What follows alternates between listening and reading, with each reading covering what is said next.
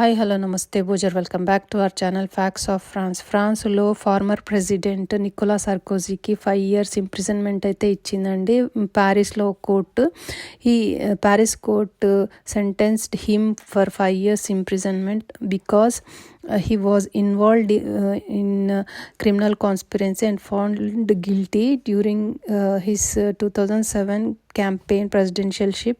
He received the money from Libyan dictator Muammar Gaddafi. So దానివల్ల Nicola సార్కోజీకి అయితే imprisonment అయితే ఇచ్చారు. అంటే 5 years వరకు ప్రిజన్లో ఉండాలి అనేసి కోర్ట్ అయితే సెంటెన్స్ అంటే పాస్ చేసింది. So he will be sentenced for imprisonment for 5 years due to his criminal conspiracy.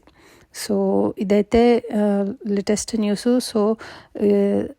So if you like this video, please subscribe to our channel and share it with your friends so that it will be useful for them.